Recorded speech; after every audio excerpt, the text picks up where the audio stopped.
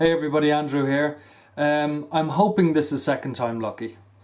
I already shot this video, but when I look back at it, I was just blathering on and on and on, and I was just, repeating myself and, going back and showing the same detail over and over again. And frankly, I was bored myself stupid trying to watch it. So I'm having a go at this again.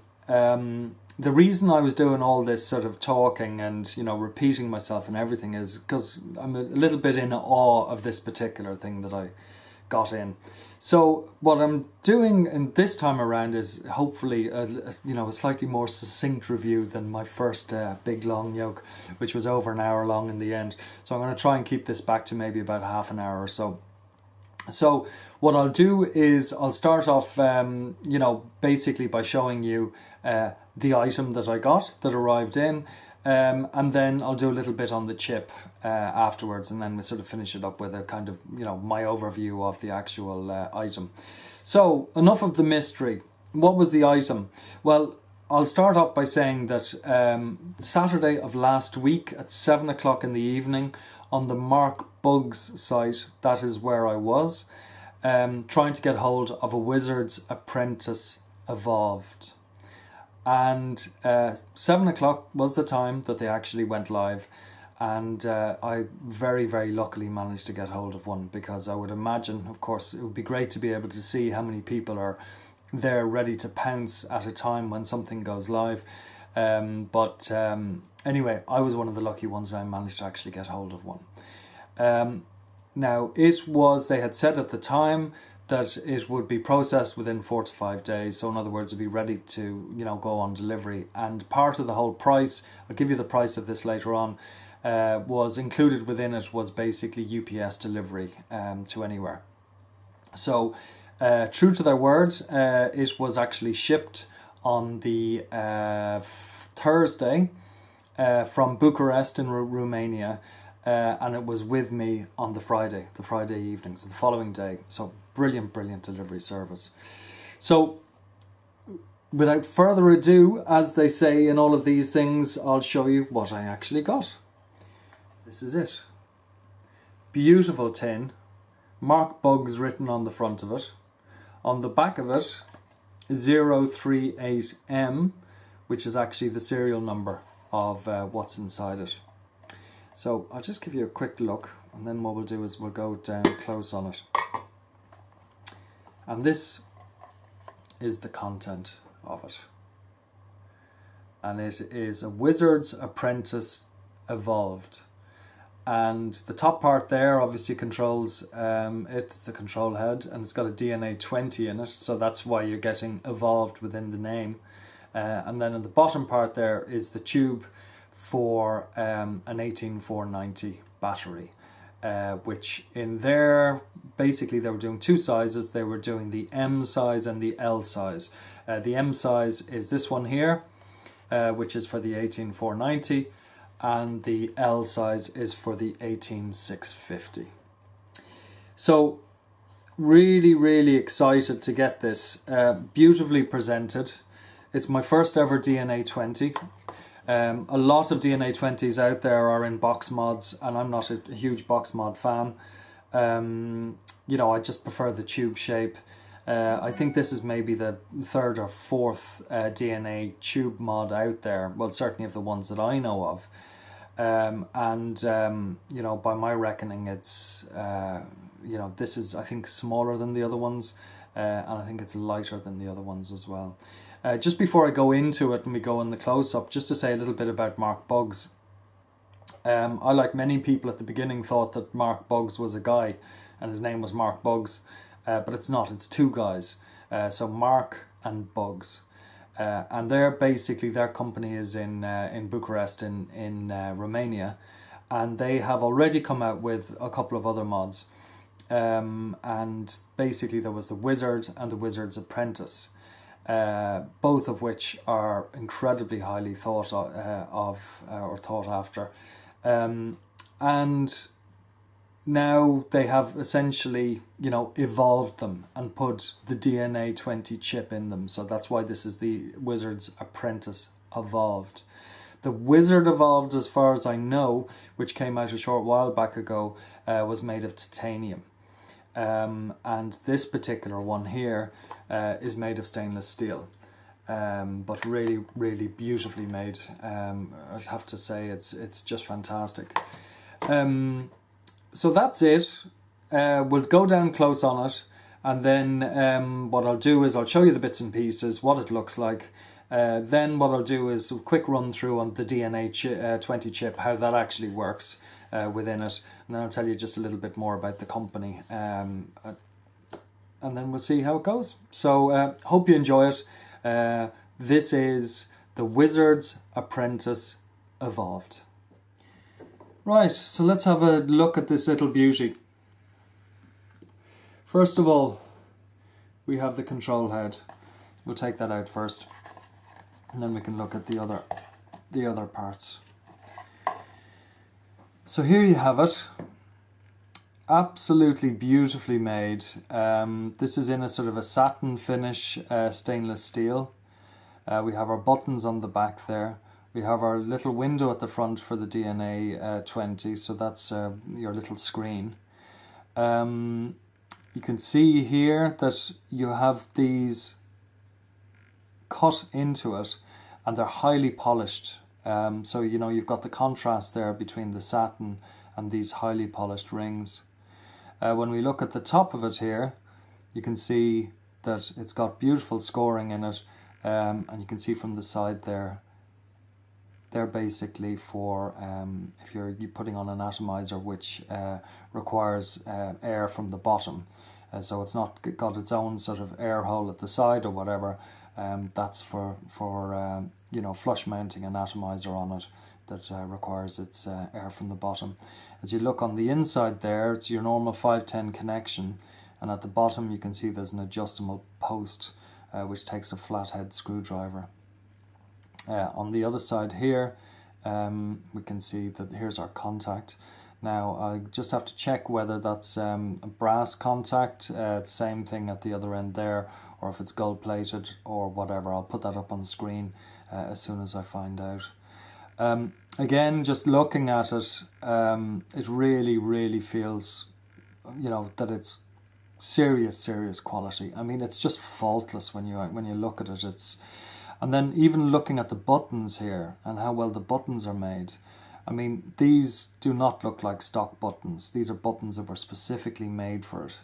You know, so you have a contour there. That's your fire button. And then when you look at these other buttons here, and these are your up and down, depending on which way you have it set up. One will be up, one will be down. You also use them in conjunction with this for other menu selections. But when you actually look at them and how they've been made, again, they're contoured. And I just think it's fantastic. I mean, this is extraordinary workmanship, in my opinion, you know, how they've actually considered every single little thing. You can see how those buttons, they taper off at the side there, but on the other side there, they're sort of more slightly raised. And again, if you're into detail, if you're into, you know, looking at something where everything has been considered and considered right to the nth degree, I think this is one of them. It really is extraordinary thing. So that's that part. So then if we look at the actual tube, and we can see it here, you can see that there's a logo there, which is WAE, which is Wizard's Apprentice Evolved. Now this is in two pieces, and if we just unscrew this part here, if we look at the bottom cap first, you can see we have a spring in there. It looks like it's a brass spring or a very conductive spring anyway, by the looks of things there. So that's in the bottom. We've then, if we look on the outside, at the bottom we can see 038M, which is every single one of these is stamped, and this isn't just a, you know, a kind of bit of laser engraving. I mean, this is properly within the actual metal.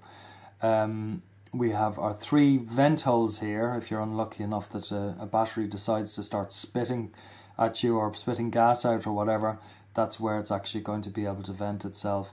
And then proudly stamped in the bottom is made in Romania, because as I said, this is actually made in Bucharest.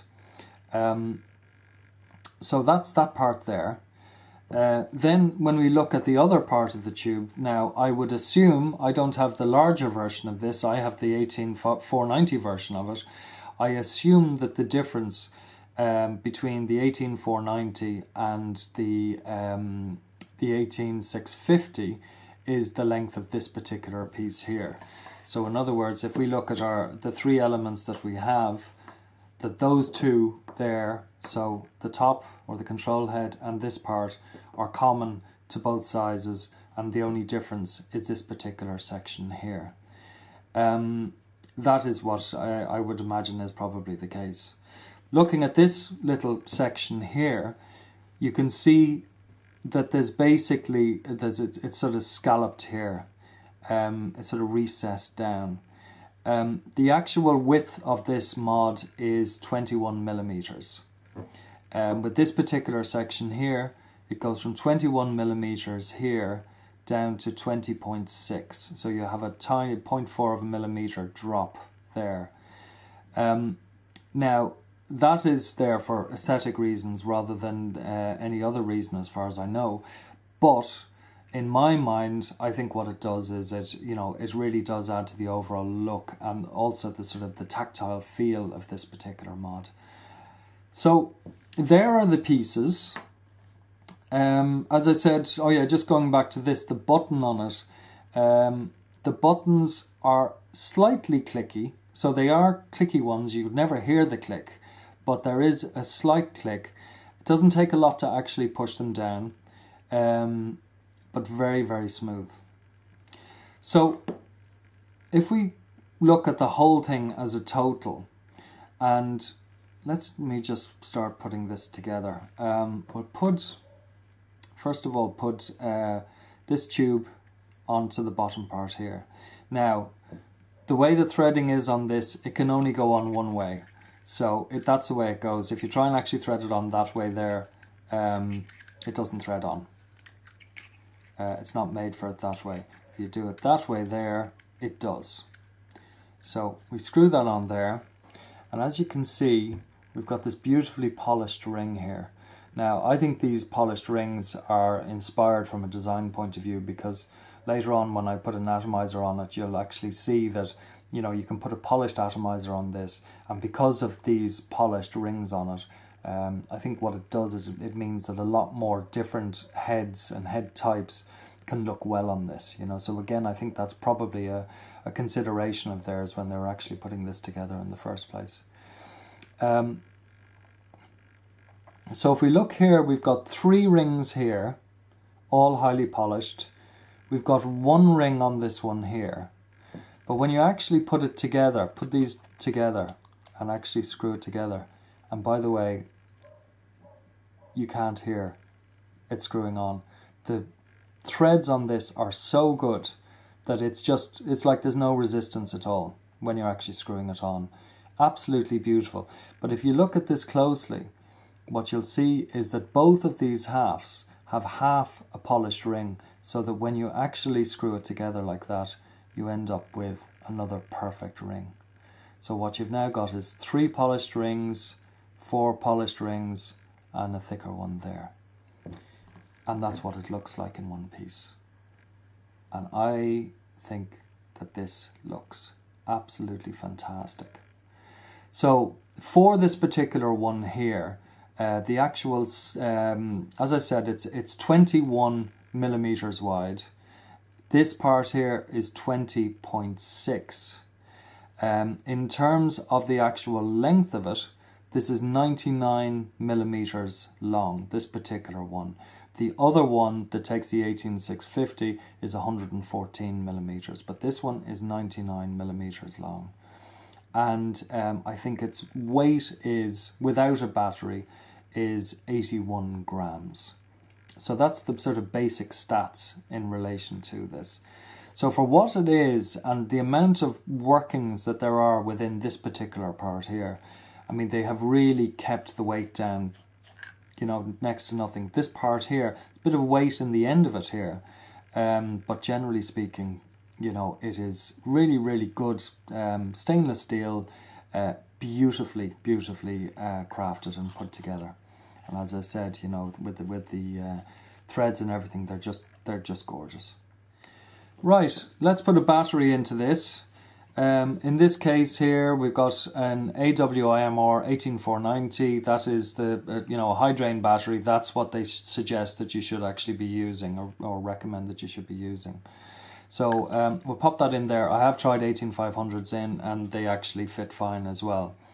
Now, what we'll do is we'll screw this in, and actually, while we do this, what you'll see is coming up on the screen when we put it in is, look, Mark Bugs. So the name of their company, as I said, Mark Bugs is a company. It's two guys. Let's just pop it in here. And that's what this looks like now with the DNA20 on. I just think it looks, well, it's, everybody has their own taste, but for me this is just absolute class. It screams class. Really does look terrific. So if we look at the screen here, in this particular case, well, it's straight away showing me that I need a fresher battery than what I have there, but at the same time there's enough power in there to do what it needs to do. It's saying, the first line there, you can see it's basically saying, it's saying 0 on all of those. So ohms at the top, volts at the bottom. And then to the right of that, we've then got the watts. It's set at 10.4 at the moment. So what I'll do is I'll stick on, I don't have any 21mm Atties at the moment. I had one and got rid of it a while back ago, and I'm raging that I did. So I might have to go looking for one soon, but I don't really have any kind of issues with slight overhangs, because this is obviously a 22mm mod going on to a 22mm atomizer going on to a 21mm mod, so you're going to get a bit of an overhang. So let's just put it on here and see what the screen does. And the screen initially does nothing, but then when you actually press the power button, what it does, you see there, it's just actually read the ohms of the head, which is 1.4. Okay, so I've got this at the moment set for 10.4. So let's put it up to say 11 watts. So there we are, 11 watts with a 1.4 ohm coil in there. So basically, if you watch it, if I press the fire button, it'll show the volts that it's pushing through it. I couldn't see that myself there. So that's 4.1 volts it's pushing through. So that's basically, and what I'll do is I'll do a little bit more on the DNA20 shortly, but that's essentially how it works. Right, so what does this thing actually vape like? It may look incredibly cool and all the rest of it, but it obviously has to function, and it functions.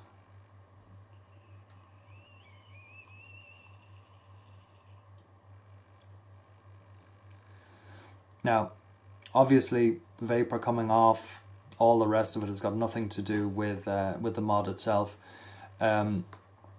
But what this does do is that you know that the DNA20 is a fantastic chip.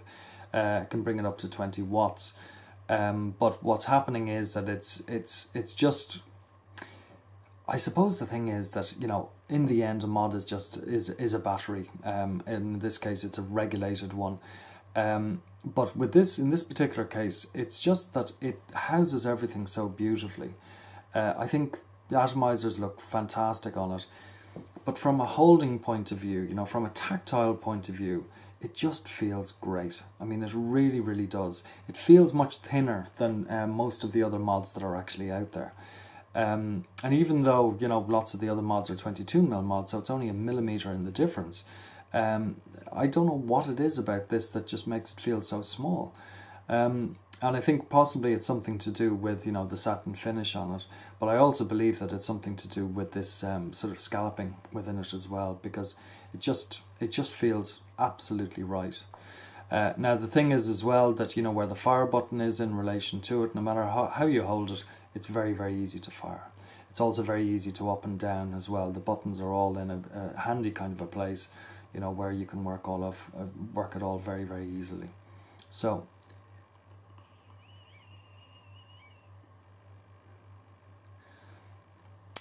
I just think it's fantastic. I really, really do. So what we'll do is we'll go down and have a closer look at the actual DNA chip that's within this, and what that does, what the options are on that. And then after that we can just have a bit of a sort of a roundup as to my sort of thoughts about it, and you know, where it sits amongst my other mods that I actually have, and how it ranks in relation to them. Right, just before we talk a little bit more about the chip in this, the DNA20, I'll just go through a couple of facts and figures in relation to it. It's called the DNA20 because it puts out a maximum of 20 watts. And the range is basically 7 watts to 20 watts. And the output voltage range on it is from 4 volts to 8.3 volts. Now it says it has a minimum atomizer resistance of 1 ohm. I haven't actually checked that, but I assume it's there. You know, if they're saying it, that is the case, which would mean that sub-ohm stuff, you know, you're just not going to put it on this. In my particular case, most of the coils that I sort of put together are usually around sort of, you know, anywhere between sort of 1.3 and 1.6, 1.7 around that. So that means that this suits it absolutely perfectly. So that's really it. I mean, there's other bits of information about it, but really the key thing is 7 watts to 20 watts. Now, this is variable wattage or variable power. It is not variable voltage as well. So in each case, what's happening is you're setting it to whatever wattage it is that you actually want. And then what it will do, dependent on the atomizer you actually put on it, it will then adjust the volts accordingly to basically give you, you know, if you're an 8 watt vapor or a 10 watt vapor or a 14 watt vapor, it will then sort of produce the right number of volts, push that out through the atomizer so that you end up getting the sort of vape that you want out of it. I personally think variable wattage is one of the best things out there. I mean, it's been described as sort of cruise control on a car. You set the speed, and no matter what happens, it will maintain that speed. Likewise with this, you set the power, and no matter what atomizer you actually put on it, it will maintain that power to give you the vape that you want from whatever atomizer. So theoretically what should happen is that no matter how many different heads you put on this thing with different ohmages in them or whatever, you're not going to have to actually change your setting.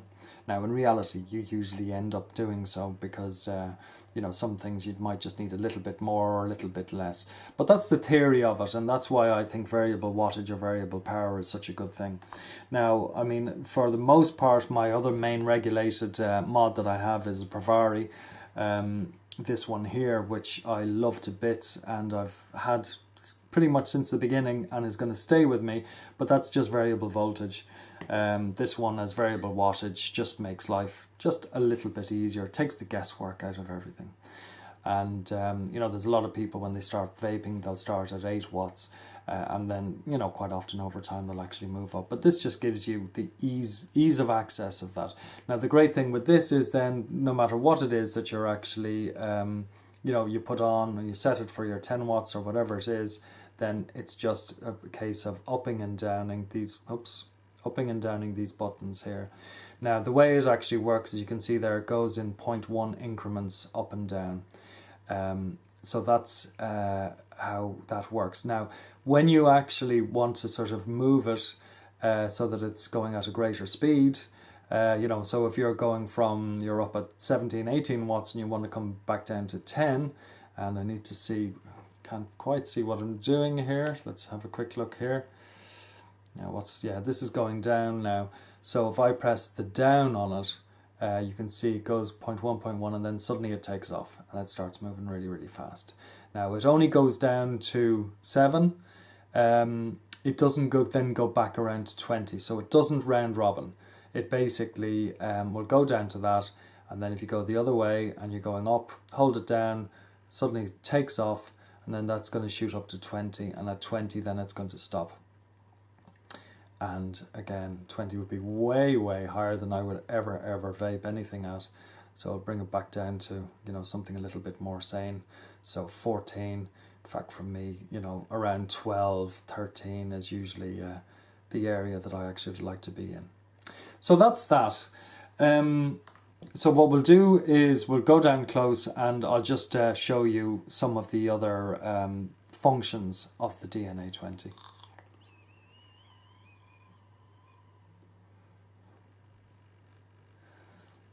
Fantastic thing, this. I love it. Now I'll try and keep this so that you can see it. There's a bit of light coming in there, so it's sort of it's going on the screen a little bit. So excuse me if it disappears every now and again. So as it stands there at the moment, we're on 13 watts. To actually check it, and we've got 0 in terms of the ohms and 0 in terms of the volts. You can see the battery there, which is very, very handy. What it will do is, as you get low, it'll give you a warning and actually say that there's low battery, which is, I think, very, very handy. With quite a few machines out there, they'll just suddenly die on you and they give you no warning at all. So that's kind of useful. When you actually screw an atomizer into it, you'll get nothing at the beginning. So you see there, it's still saying nothing. But once you actually hit the fire, it immediately reads the actual ohmage of the atomizer, and in this particular case it's 1.4. Then if you actually press it to fire, you can actually see what the volts are that it's actually producing to give you, in this case, 13 watt vape. So that is, what is it? 4.4 volts in that particular case. This light is really annoying. Okay, let's try and keep it there. So that's that. Now, to lock these, what you do is you press it 5 times. So 1, 2, 3, 4, 5, and there you see it's actually locked. So if I go and press the fire button, I just get locked the whole time. So if you're putting it in your pocket or whatever, that's the thing to do. So it's 5 clicks for locked and 5 clicks to unlock it. But while it's in the locked position, as it is now, that's how you get your menu to do a couple of other things. And these other functions basically come about by holding the main button, the fire button, and either the up or the down button. Okay, so in this case I'm going to hold the fire button and the up button, and you'll see what happens. So fire button and then up, and you see it says left mode. If I keep holding it, it goes to right mode, and you'll see now what's happened is that the screen is now upside down. So I would have to turn it around that way. So basically what that means is that depending on how you actually, you know, whether you use your left hand or your right hand, basically what it will do is it will, you know, it means that you can have it right reading for no matter who it is you are or how you actually hold it. You also see that, you know, when it's in the locked position, after a period of time, the actual light starts to dim on it, and then essentially it goes to black. As far as I know, if it is not in the locked position, the light will stay on, and I think it could be that it's up to 4 minutes, something like that. And I'll have to check that. Basically then the light will turn off at that particular point. Now, for me to put this back to where it was so that it's right reading for how I like it, what we do is we hold the fire button and we hold the other button. If I can actually hold it like this here, hold it down, right mode, and then that'll turn to left. And there we are, and we're back to how I like it, which is that particular way there. So that's that particular function. The other function that you get while in the locked position, which I still am in, is stealth mode. And for the stealth mode, basically what you're doing is you're pressing the fire button and the down button. So to do that, let's try it here. The fire button and the down button. So hold that and hold that. It's saying normal mode. Keep holding it. And now says stealth mode. Okay. Now if I unlock it, so I go 1, 2, 3, 4, 5. So it's unlocked. Now when I go to fire it, you can hear it firing. There's no lights there at all. So that's stealth mode. It just means that you don't have your light coming on the whole time. Which, you know, a lot of people would prefer to have it that way. However, you do still get some messages coming up on it, like you would get any error messages such as, you know, there being a short circuit or a battery, weak battery or anything like that. Or there's also a heat sensor within this as well, so that if it starts to overheat, you'll also get an error message coming up. But basically, if I hit this 5 times, it's now locked. Each time I click it, it still shows that it's locked, but it's still in stealth mode there. So it's pretty simple. And to actually reverse back out of that, again, what we're doing is the fire button and the down button, hold it in, and then it'll go back to normal mode. So let's hold those in. Stealth mode at the moment. Keep holding it. And it's back to normal mode. So now we're in normal mode, but it's still locked. So what I need to do is just click that 5 times, and we're unlocked now in the normal mode, and it fires, and you can still see the display on it. So that's essentially the DNA chip. It's relatively simple. It's, I think, more simple than some of the other chips out there, like the Nimbus chips or whatever. And the other thing I think is great about this is the clarity of the screen. There's a lot of pixels in this little OLED screen, so it's very, very easy to see even from a distance. You know, you can see exactly what your wattage is, and you know, your adjustments, and also your battery level as well. So that's the DNA20, and not much more I can say about it than that. Now, a little bit more about Mark Bugs, the company. As I mentioned earlier on, it's 2 guys, Mark and Bugs, who are in Bucharest in Romania. Now they already have out the Wizard and the Wizard's Apprentice. Now I think in both cases it's meant to be pretty much, you know, the smallest and lightest of mods in the world for those particular materials. So the Wizard is made of titanium, which is incredibly light but incredibly strong, and the Wizard's Apprentice is made of stainless steel. Now, in the case of the evolved versions, which have the evolved chip in them, the DNA20 chip, it's essentially the same thing. The Wizard the Wizard Evolved is made from titanium, and the Wizard Apprentice Evolved, which is this one, is made from stainless steel. Now, as a company, I think, you know, already these previous issues that they have out have already, there's a lot of people want them, and a lot of good things have been said about them as well. I think it's important to know that one of the things that is said about Mark Bugs, or Mark and Bugs, is the quality of what it is that they actually produce.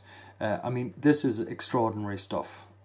Certainly of all of the mods that I've come across, when it comes to finesse, when it comes to detailing, when it comes to, you know, every single aspect of the thing being considered, these guys just seem to, that's what they do. You know, they're into detail, they're into making sure, not necessarily going the easiest way to produce something, probably going the hard, long route around to make sure that it can be as good as it possibly can be.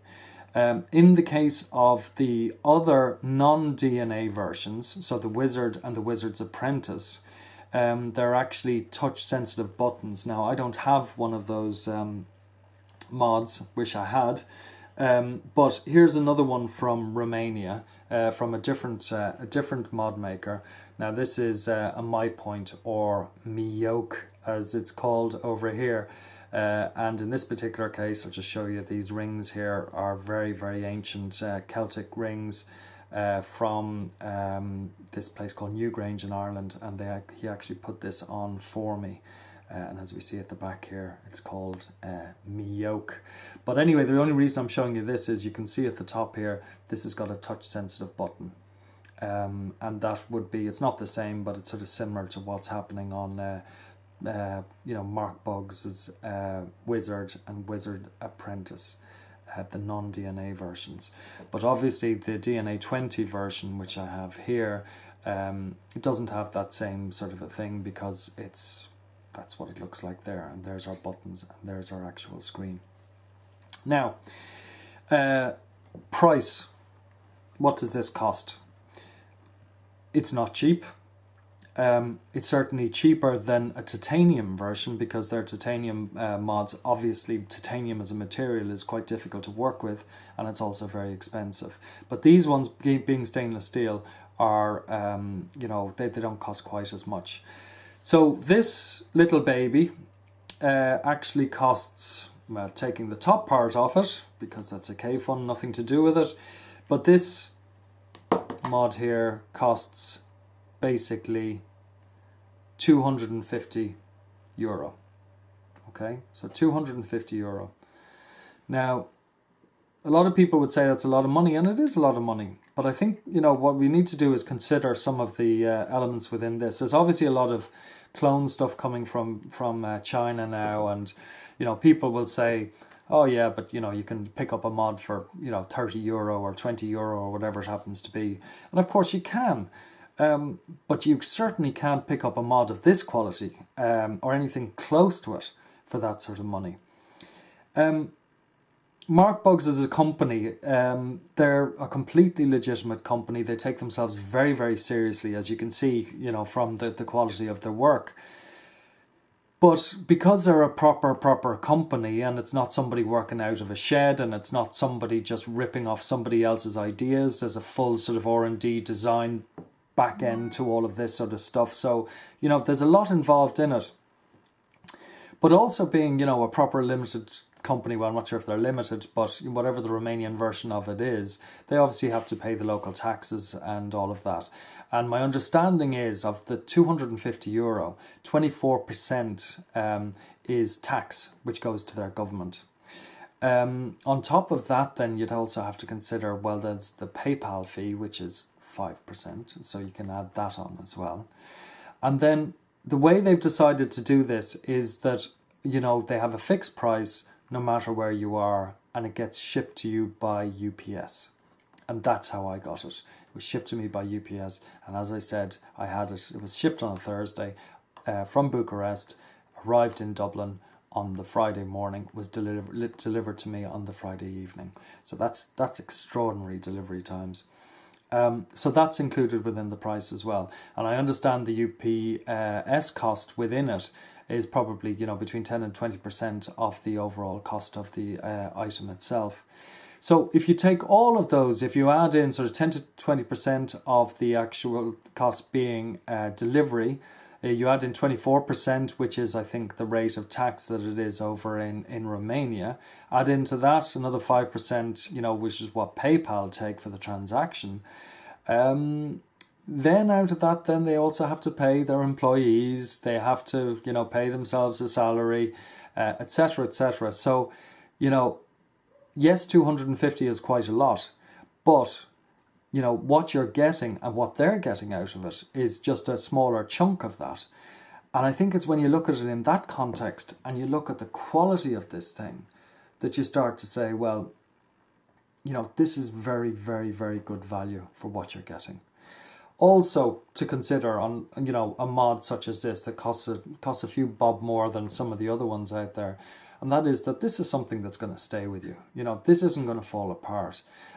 This is something, from a design point of view, from a tactile point of view, from a sort of a practical point of view, really is second to none in my opinion. And so 250 quid, €250 against, say, what I would have been spending if I was still smoking, which thank God I'm not anymore, it wouldn't be long before, you know, the cost of cigarettes would have one of these bought for you.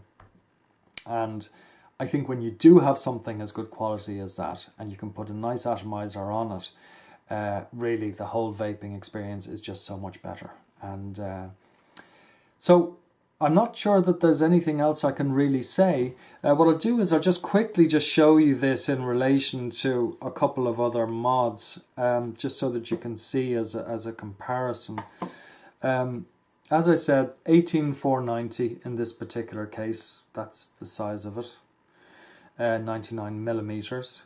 Here is my other all-time favorite, which is my Provari Mini, but it's got an extension cap on the end to take an 18500 battery.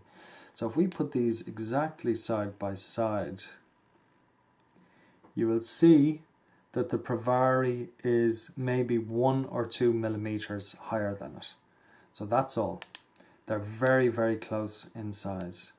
Width-wise, however, when you put them at the end, you can see that the Wizard's Apprentice is obviously considerably thinner. And then also because of this sort of scalloping out of the middle, that makes it thinner again. So if I was to say of these two, which would be my favourite, all I can say is, and it's a very unfair comparison in my view, because I've got so much history with this one. This has seen me through thick and thin. I will never sell it. Even when it's broken, I won't throw it away, because I've just got too much of my vaping history is invested in this one here. So it's a bad comparison, and so I'm not going to make a direct comparison. But all I can say is with this now, with my Wizard's Apprentice Evolved, that this is going to be put out to stud for a while maybe, or something. It's going to get put away for a while, because frankly, this is what I want to be carrying around. And also the fact that this is variable wattage, which means that, you know, I can just set it and forget about it. That is, for me, a real treat. This is obviously variable voltage, so no matter what you put on it, you have to adjust, you know, depending on what the resistance of the coil is. But for me, what this thing does is it just basically makes my life so much easier in a very classy, very, very good looking way. So I think that's it. As I said, I already did a video and I just went on and on and on about it. Hopefully this one I haven't gone on too much about it. But if there's one thing I'd like to sort of leave you with in relation to this, that is, this is an extraordinarily classy product. It is something for somebody who, you know, is probably an experienced vapor, although a beginner could use it as well. But to me, it's just, you know, it's just high end. It's just beautifully made. There's a massive amount of consideration behind it from a design point of view, and from a, you know, an aesthetics point of view, from an ergonomic point of view. Everything seems to have been considered. Now, how do you actually get hold of these things? And I haven't actually mentioned this yet.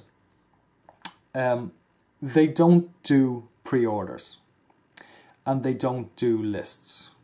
Now, in my opinion, I think that's a good thing, because I hate the pre-order malarkey that goes on, and these lists, you know, I mean, you hear about these kind of unicorn lists that, you know, if you can get onto the list, you might in a year's time be able to get hold of such and such a thing. That's all very well and good if you can even find where the bloody list is, you know, but everybody seems to be trying to cover it and hide it, and because they all want to get one themselves. I have no time for any of that carry on whatsoever. What they do on the site, on markbugs.com, is they will essentially announce when they are going to have a run of the Wizard or the Wizard's Apprentice or whatever going on sale. They will give a specific time as to when it is going to go on sale. They have a GMT clock on their site, which is the clock by which they are going to. So in my case, it was 7 o'clock.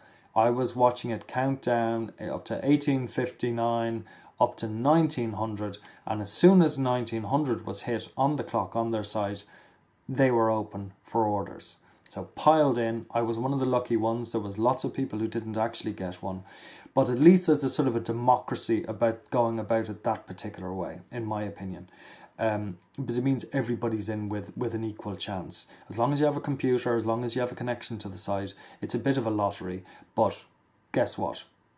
At least somebody who knows somebody isn't going to gain an advantage over you or whatever. It is a democracy. And that's the way I think these things should be sold. Now, they don't have any resellers at the moment. They may have some resellers set up in the future. I'm not sure. But certainly they don't at the moment. And you can only buy these from markbugs.com at the moment. Now, the next lot, I believe they're trying to get another batch out between now and Christmas. So that's Christmas 2013, so Christmas this year. Now, when that happens, when they'll actually be able to get it out, I'm not sure. Whether or not they'll be able to get it out. But that's, I know, certainly something that they're working towards. Another interesting thing is that they're working towards an atomizer for this, a 21mm atomizer to basically fit the Wizard's Apprentice. So I'll be really interested to see what they have on that. Already they have a couple of atomizers, but they're a smaller size. They're called the Chalice, and they look absolutely gorgeous as well. So that's it. I think Mark Bugs as a company and Mark and Bugs as two individuals are very much on the up. They seem to understand everything. This isn't somebody just putting together a mod just for the hell of it because they want to sort of get in on the bandwagon, because there is a lot of bandwagoning going on out there at the moment. This is a very, very serious company who very much understand, what needs to happen within a mod from every aspect. And I think with this, the Wizard's Apprentice evolved, I think they've achieved all of those goals that they probably set themselves. Because I think, from what I've seen, of the DNA20s that are out there, this is the top. This is, in my opinion, from a style point of view, from a build point of view, to me this is the best one that's out there. Then again, that's just my opinion. So I'm not going to say any more because I'm just going to start blathering on about, this, that and the other, and I'll be talking about the polished circles again because I think they're fantastic, and so I'm just going to give up. And all I can say is congratulations to them for producing something really, really special. Congratulations to me for managing to get hold of one of them. And hope that, you found this interesting. And that you do visit their site and have a look at what it is that they have on offer, and also keep an eye out as to when one is actually coming out, because if you have a few bob to spend, and it is 250, it's it is not cheap, but at the same time I think there's that whole thing of money really works, or rather, if you're spending €250, it's a lot of money. But it's the value of what you're getting, back is really what matters. And in this particular case, you are certainly getting €250 worth of workmanship and materials. So, in my opinion, if you're looking for a DNA20 in a tube shape rather than the box mod, I think this really, really has to be a consideration. So that's basically it. The Wizard's Apprentice evolved, DNA20 chip in it. Beautiful, beautiful thing. My recommendation is if you can get one,